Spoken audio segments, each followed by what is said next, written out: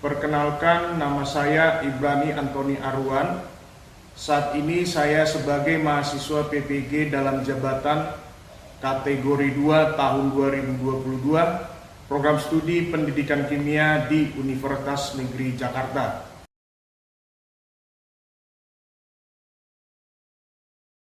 Selamat menyaksikan. Selamat pagi semuanya. Pagi, Pak. Oke, sebelum kita mulai pembelajaran kita pada pagi hari ini, kita awali dulu dengan doa agar diberi kelancaran ya.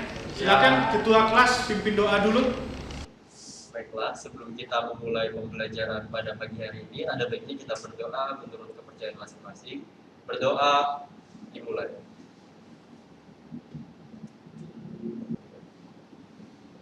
Doa selesai. Bersiap memberi salam. Selamat pagi, Pak. Oke, selamat pagi sekali lagi ya. Nah, sebelum kita lanjutkan kegiatannya, Bapak mau absensi dulu ya. Yang hadir pada pagi hari ini siapa aja, nanti tolong angkat tangannya dan bilang hadir kalau hadir ya. Anissa. Hadir, Pak. Dinda. Hadir, Pak. Erik. Hadir, Pak. Rifki. Hadir, Pak. Gimana kabar kalian hari ini? Baik, Baik. Sehat semuanya? Sehat. Oke, berarti sudah siap ya untuk menerima pembelajaran pada pagi hari ini? Siap. Oke, kita mulai untuk mengingatkan materi sebelumnya ya. Jadi materi sebelumnya ini ada kaitannya nanti dengan materi kita hari ini ya. Nah, materi apa itu? Yaitu materi yang berhubungan dengan unsur. Kalau berhubungan dengan unsur berarti hubungannya dengan tabel periodik unsur. Nah, kita ingatkan kembali unsur-unsur apa aja yang ada di periode ketiga. Siapa kira-kira yang bisa menjawab? Saya, Pak. Ya, datang, silakan. Baik, jadi di periode ketiga itu ada Na, Mg, Al, Si, P, S, Cl, dan Hr, Pak. Ya, betul sekali. Ya, tepuk tangan dulu buat Gata. Nah, ini ya. Jadi unsur-unsur di periode 3 itu ada dimulai dari Na, Mg sampai ujungnya ada unsur Hr ya. Ingat, periode itu lajur horizontal atau vertikal? Horizontal. Kalau yang vertikal apa istilahnya? Golongan, Pak. Golongan. Nah, satu lagi kita ingatkan kembali unsur-unsur yang ada di periode keempat, tetapi khususnya yang golongan transisi. Nah, siapa yang masih ingat? Ya, silakan. SC, PI, P, CL, MN, FE, CO, NI, CU, dan Z. Ya, benar sekali. Tepuk tangan dulu Mas ya. Nah, dari unsur-unsur yang disebutkan kawanmu tadi, ada unsur periode ketiga sama golongan transisi. Nah, kita akan lihat bagaimana nanti manfaatnya, ya, kemudian bagaimana cara pembuatannya, kemudian bagaimana kelimpahannya. Maka dari situ nanti kita akan tahu, oh ternyata contoh unsur natrium yang sering kita dengar senyawanya bentuknya apa? NaCl ya.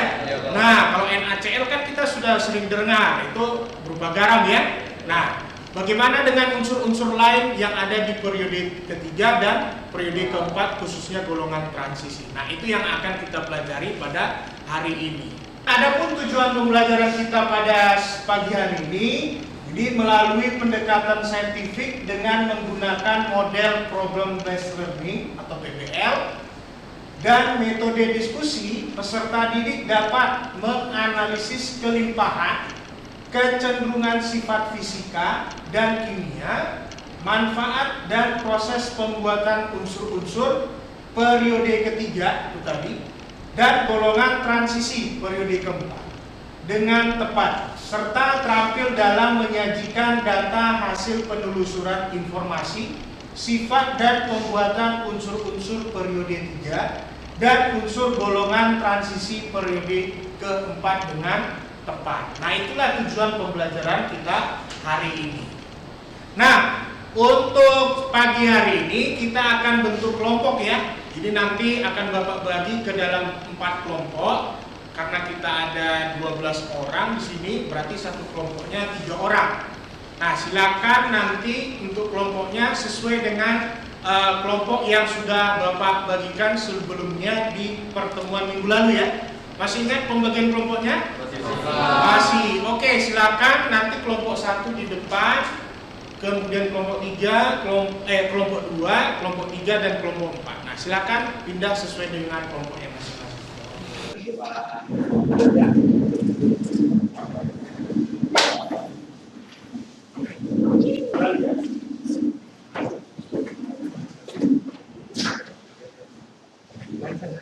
Oke, jadi kalian sudah duduk sesuai dengan kelompoknya masing-masing. Nanti silakan berdiskusi untuk menyelesaikan pertanyaan-pertanyaan yang ada di LKPD ya. Nah, sebelum ke sana kita lihat dulu beberapa gambar di sini yang menjadi orientasi masalah kita. Nih, ada beberapa gambar di sini. Yang pertama yang sebelah kiri ini ada gambar apa itu? Terus di sebelahnya ada gambar apa?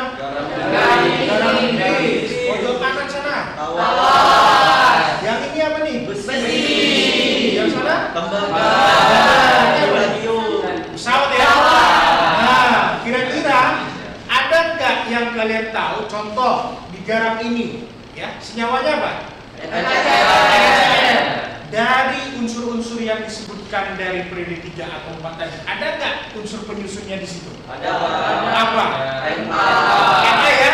Natrium. Baru itu lagi garam Inggris. Ada. Apa yang kalian tahu? Magnesium ya? Tawas. Ada apa unsurnya? Aluminium, benar. Nah, dari beberapa contoh gambar tadi, ternyata masing-masing itu ada unsur dari periode 3 atau 4-nya. Nah, itu pula lah yang akan kita telusuri lebih jauh, mulai dari kelimpahan unsurnya, sifat-sifatnya bagaimana nanti, ya, baik sifat fisik maupun kimia.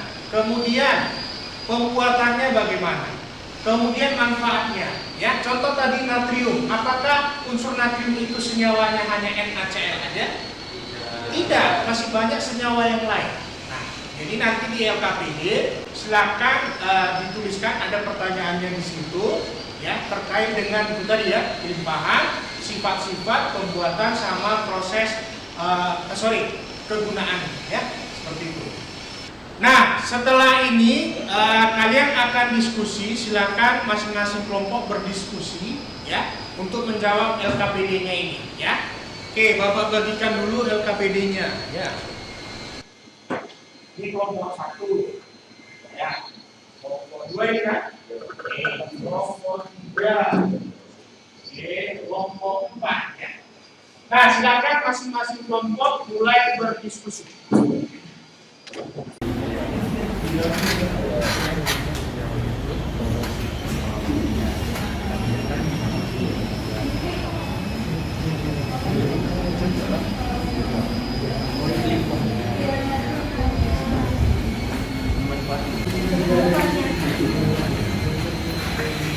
Nah, ini udah sampai mana nih kelompok 1? Kami lagi kerjakan Pak? Kami sudah sampai kelimpahan. Oh, baru kelimpahan ya? Ada kesulitan sejauh ini? Nggak ada sih. Belum ada. Oke, silakan diteruskan ya. Ini lagi ngerjain apa? Sifat-sifat kimianya. Oke, dibagi-bagi ya. Nah, ini sifat kimia, sifat fisika.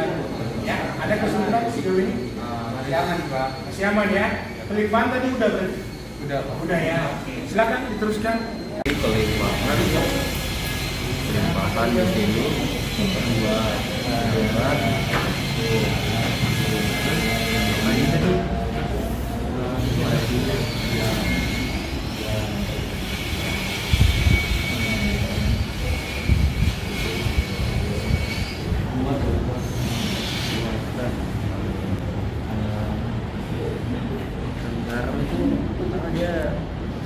Tadi kalian sudah berdiskusi untuk menjawab setiap pertanyaan yang ada di LKPD. Nah, sekarang waktunya kita akan mempresentasikan jawabannya seperti apa. Nanti silakan kelompok lain memberi tanggapan, ya, atau berupa pertanyaan juga boleh, ya. Nah, untuk pertanyaan yang pertama, silakan kelompok mana duluan yang mau presentasi? Ya, kelompok 3. Oke, baik. Baiklah, perkenalkan nama saya Adi Suragi Putra dari kelompok 3. Saya akan menjelaskan hasil diskusi kami tentang kelimpahan unsur periode 3 yang ada di kulit bumi. Yang pertama itu unsur natrium. Ada sekitar 2,7% massa. Mineralnya itu ada sendawa cili NaNO3, kriolit Na3Al6, biji silikat Na2SiO3. Yang kedua ada unsur magnesium. Masanya itu ada sekitar 1,9%. Mineralnya itu ada dolomit MgCO3, CaCO3, magnesit MgCO3, asbestor CaMg3, SiO3 4 kali, garam Inggris MgSO4, 7H2O. Yang ketiga ada unsur aluminium. Masanya itu ada sekitar 7,6%. Mineralnya itu ada kriolit Na3Al6, bauksit Al2O3, NH2O. Kaolin atau tanah liat ada Al2O36SiO2, 2H2O. Tawas K2SO4 Al2SO43, 24H2O. Selanjutnya akan dibantu oleh teman saya. Baiklah, saya akan lanjutkan. Unsur yang keempat itu ada silikon dengan jumlah massa yaitu 25,8 dengan terdiri dari silika, pasir kuarsa, silikat, liat, nika. Lalu selanjutnya fosfor 0,1 dengan jumlah mineral fosforit Ca3PO42, apatit 3 Ca3PO42, CaF2. Selanjutnya sulfur dengan jumlah persen massa yaitu kurang dari 0,1 dengan mineral yaitu FeS2, pirit, ZNS, staferit, PbS galenit, CaSO4, gips, BaSO4 barit. Selanjutnya akan dilanjutkan oleh rekan saya. Selanjutnya ada unsur klor dengan massa 0,2 yang mineralnya senyawa halit, NaCl, sulfit, KCl, MgCl2 dan CaCl2. Selanjutnya ada unsur argon dengan kurang dari 0,1 massa dan tidak ada mineral. Jawaban dari manakah unsur yang memiliki kelimpahan paling baik di kulit bumi, yaitu di sini ada silikon yang masanya itu ada 25%. Oke, baik ya. Jawabannya sudah bagus sekali. Tepuk tangan dulu buat kelompok 3. Nah, barangkali ada yang mau bertanya dulu terkait kelimpahan unsur ini? Belum ada? Oke, baik ya. Berarti sudah cukup jelas dengan jawabannya? Oke, kita lanjutkan kembali diskusinya. Nah, tadi jawaban kelompok 3 ya. Sudah bagus sekali. Nah, jawabannya sudah benar juga. Nah, pertanyaan berikutnya yaitu bagaimana sifat fisik dan kimia unsur periode 3. Nah, ini kelompok mana yang mau menjawab? Kami, Pak. Ya, kelompok 2, silakan. Kami dari kelompok 2 akan menjawab dan mencoba menjawab untuk sifat-sifat fisik maupun sifat kimia dari unsur di periode ketiga. Untuk sifat fisiknya akan dijelaskan oleh dua teman saya. Silakan. Yang pertama saya akan menyebutkan sifat-sifat unsur periode ketiganya. Yang dijelaskan itu sifat fisik. Yang pertama di sini adalah nilai jari-jari atom berkurang dari Na ke Ar.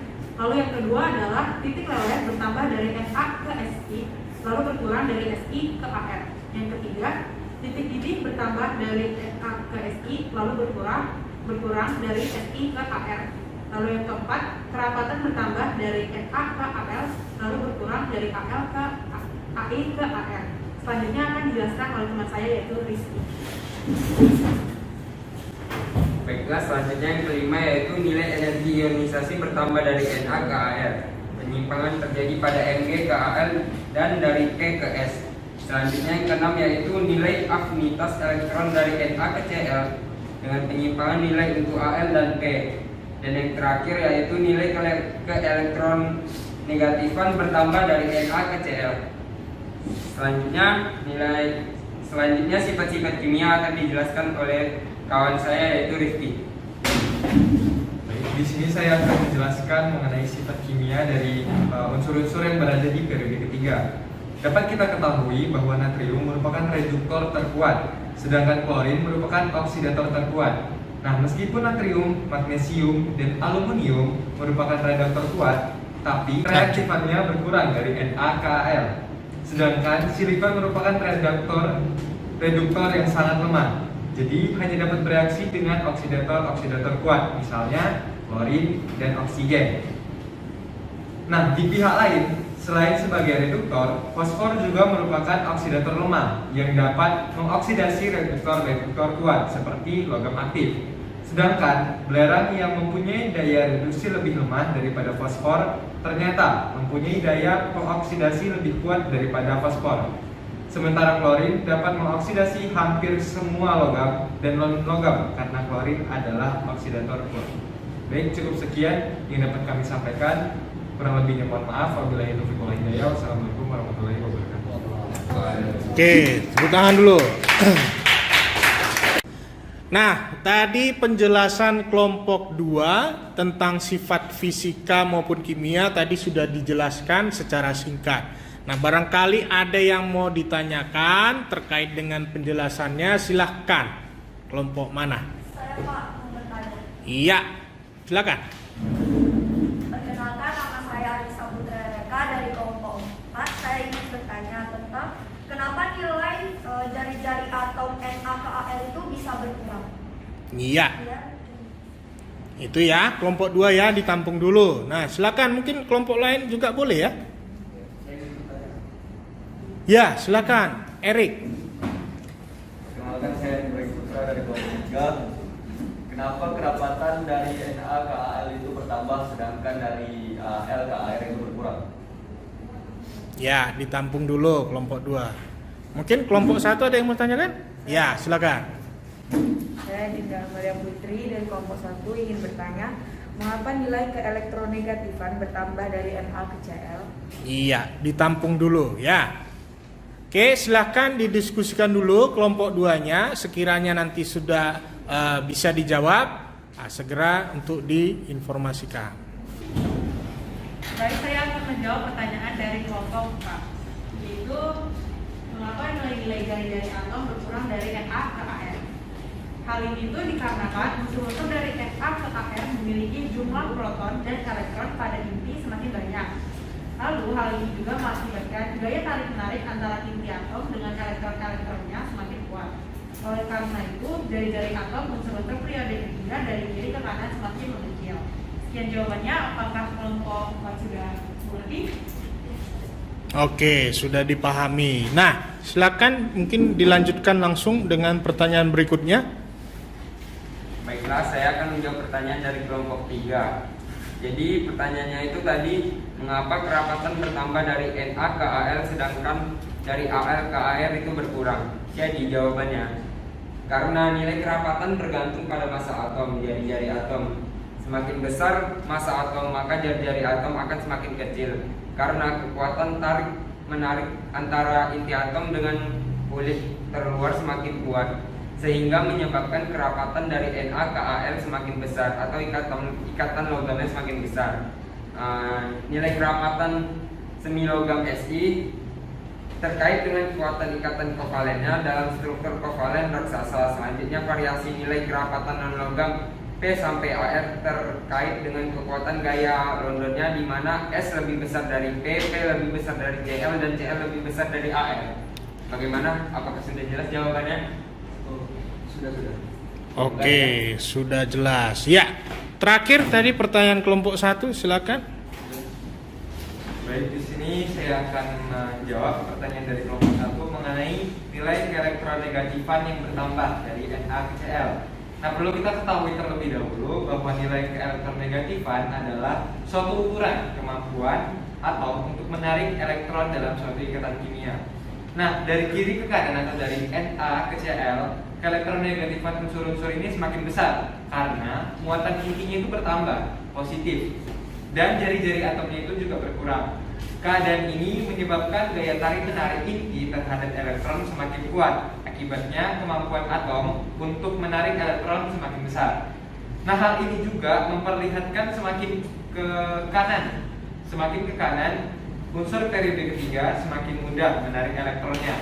Unsur-unsur dengan keelektronegativan kecil cenderung bersifat logam atau elektropositif, sehingga sifat logam dari NaKAr semakin berkurang karena nilai keelektronegativannya semakin besar. Jadi, untuk jawabannya apakah sudah dirasa cukup? Sudah. Terima kasih. Oke, barangkali ada yang mau menanggapi lagi atau bertanya? Tidak. Oke, tepuk tangan dulu buat kelompok 2 ya. Sudah bagus sekali jawabannya semua ya.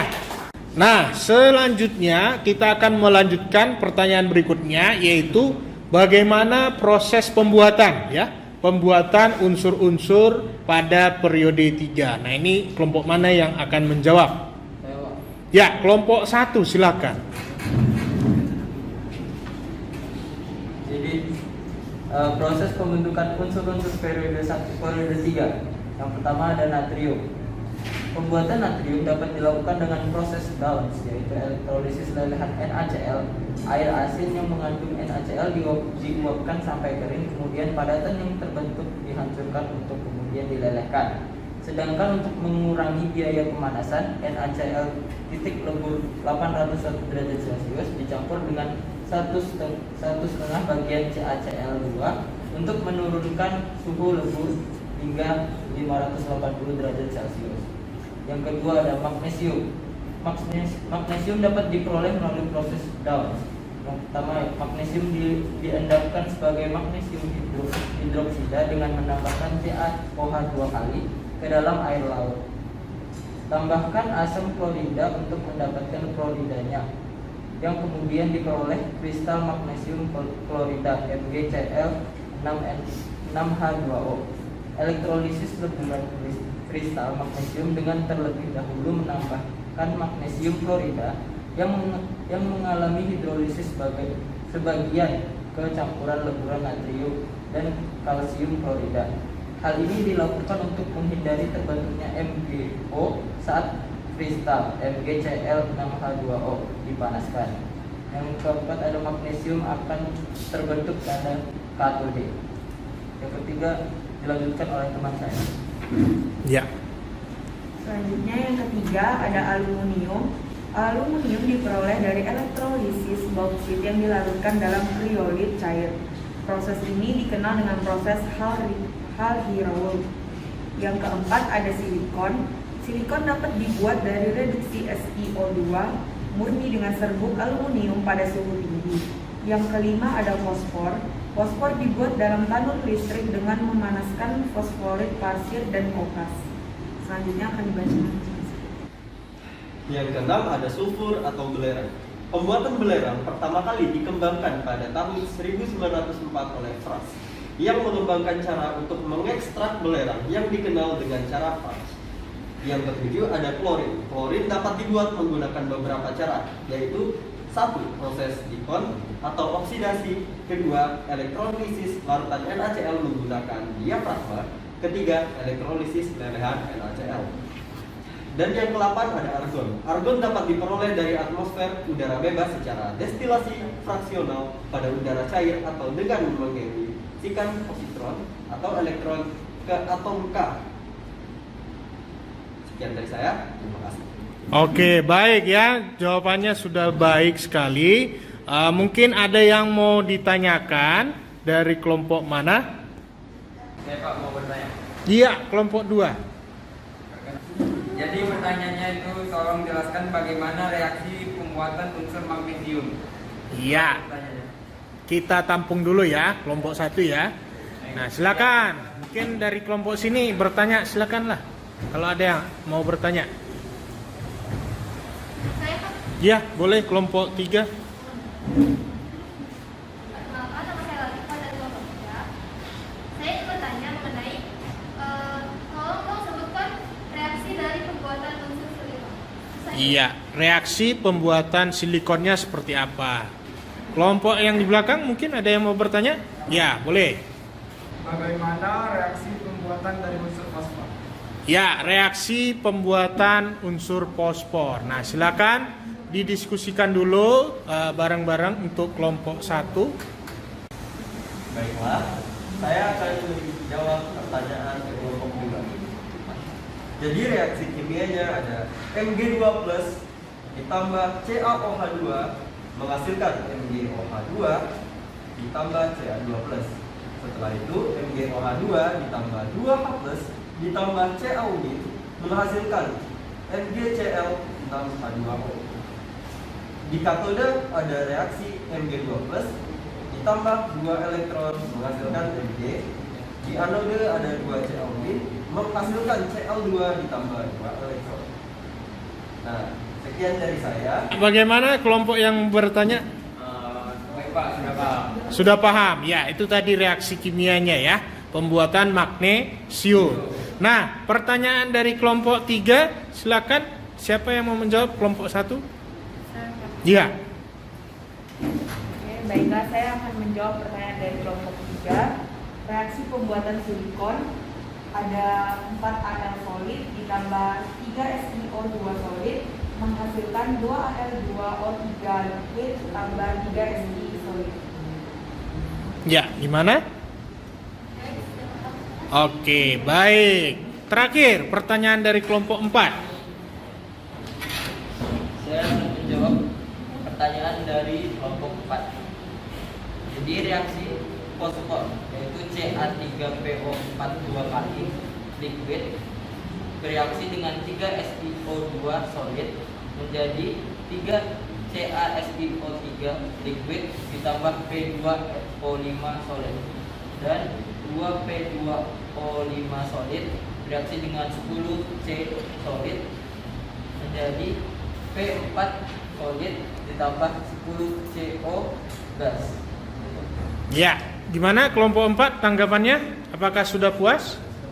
Sudah. Oke, tepuk tangan dulu untuk kelompok 1 ya. Nah, kita lanjutkan di pertanyaan berikutnya, itu terkait dengan manfaat atau kegunaan unsur-unsur yang ada di periode ketiga. Nah, ini kelompok mana yang akan menjawab? Ya, kelompok 4, silakan. Baik, kami akan menjelaskan tentang penggunaan dan manfaat unsur-unsur periode ketiga. Yang pertama akan disebutkan oleh saya. Yang pertama ini ada natrium. Kegunaannya, 1, dipakai dalam pembuatan ester. Kedua, NaCl digunakan oleh hampir semua makhluk. Ketiga, Na-benzoat dipakai dalam pengawet makanan. Yang keempat, Na-glutamat dipakai untuk penyedap makanan. Yang kelima, isi dari lampu kabut dalam kendaraan bermotor. Yang ketujuh, NaOH dipakai untuk membuat sabun, deterjen, kertas. Yang kedelapan, NaHCO3 dipakai sebagai pengembang kue. Yang kesembilan, memurnikan logam Ka, Rb, dan CS. Yang ke-10, NaCO3 pembuatan kaca dan pemurnian air sadang. Selanjutnya itu ada magnesium. Nah, magnesium ini kegunaannya tuh untuk aliase magnesium digunakan untuk kerangka pesawat terbang dan lampu kilat dalam fotografi. Nah, tadi sudah dijawab terkait dengan manfaat-manfaat ya, unsur-unsur golongan periode ketiga ya. Nah, sekarang mungkin ada yang masih bingung-bingung, boleh ditanyakan dari kelompok mana? Ya. Jadi perkenalkan, nama saya Muhammad Kiatan dari kelompok 1 dan saya ingin menanyakan. Ya. Jadi apakah ada unsur-unsur dari periode ketiga yang bisa dijadikan bahan semikonduktor?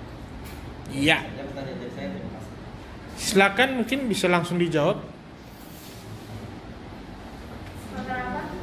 Saya Zahra Ayu dari kelompok 4. Di sini saya akan menjawab pertanyaan dari kelompok 1. Ada bahan yang bisa digunakan sebagai semikonduktor, yaitu unsur silikon. Oke, tepuk tangan dulu untuk kelompok 4. Jadi tadi sudah dijawab semua pertanyaan yang ada di LKPD, sudah sangat bagus sekali. Tepuk tangan dulu sekali lagi buat kita semua. Nah, selanjutnya kita menyimpulkan pembelajaran kita hari ini ya, baik itu unsur-unsur periode ke-3 maupun golongan transisi periode ke-4. Nah, silakan untuk periode ketiga dulu disimpulkan. Ya, kelompok ketiga silakan. Suaranya yang kencang ya. Baiklah, rangkuman yang dapat saya ambil tadi, yang pertama adalah unsur-unsur di periode 3 dari natrium karbon. Sifatnya logam. Sifat logamnya berkurang atau sifat non-logamnya bertambah. Yang kedua, variasi sifat-sifat unsur dalam satu periode dapat dijelaskan berdasarkan struktur, elektron, atom, dan energi ionisasinya. Ya, silakan kelompok mana yang mau menyimpulkan untuk periode golongan transisinya, golongan transisi periode keempat. Silakan. Sifat-sifat gas unsur transisi periode keempat antara lain: 1. Bersifat logam, maka sering disebut dengan logam transisi. Kedua, bersifat logam, maka mempunyai bilangan oksidasi positif dan pada umumnya lebih dari 1. Nah, yang terakhir itu Bapak mau memberikan penguatan dulu sedikit ya. Jadi tadi terkait dengan kelimpahan unsur-unsur periode ketiga itu dimulai dari natrium, persen masanya tadi benar yang dibilang oleh kelompok 3 tadi ya, sebanyak 2,7% massa. Nah, itu mineralnya ada yang berbentuk sendawa cilik, NaNO3, kriolit ya. Selanjutnya kita akan melakukan refleksi pembelajaran. Nah, refleksinya kita pakai mentimeter. Nah, semua bawa handphonenya? Nah, coba tunjukin handphonenya. Ini Pak. Oke ya. Nah, silakan coba dibuka menti.com. Ada? Kodenya silakan masukkan 1855043. Nah, jadi itu refleksi hari ini. Terima kasih yang sudah menjawab. Responnya semuanya positif, saya lihat sekilas ya. Jadi mudah-mudahan pembelajaran hari ini bisa dimengerti ya. Oke, berikutnya kita akan menguji kepemahaman kalian. Apakah sudah bisa mengerti terkait materi kita hari ini? Silakan dikeluarkan kembali handphonenya. Buka link Google Form yang sudah Bapak kirim di WA grup kelas kalian. Ada? Ada Pak. Nah, silakan dipersiapkan dulu perangkatnya. Oke, silakan dikerjakan. Ada muncul soalnya? Ada Pak. Ada, oke. Oke, silakan dikerjakan. Dilarang mencontek ya. Oke, baik ya, waktunya telah habis. Silakan disubmit. Oke, baik. Jadi itu saja dulu untuk pembelajaran kita hari ini. Di pertemuan berikutnya kita akan masuk ke materi baru, yaitu tentang senyawa karbon. Nah, silakan nanti dibaca-baca tentang senyawa karbon, mulai dari struktur, tata nama, dan seterusnya ya. Nah, untuk mengakhiri pembelajaran kita hari ini, silakan dipimpin doa dulu sebelum kita pulang. Baiklah teman-teman, sebelum kita mengakhiri pembelajaran pada siang hari ini, ada baiknya kita berdoa menurut kepercayaan masing-masing. Berdoa dimulai. Doa selesai, bersiap memberi salam. Selamat siang, Pak. Oke, selamat siang untuk semuanya. Terima kasih atas perhatiannya. Silakan yang masih piket tinggal dulu di kelas, selebihnya silakan boleh pulang ya. Sampai jumpa di pertemuan berikutnya. Terima kasih Pak.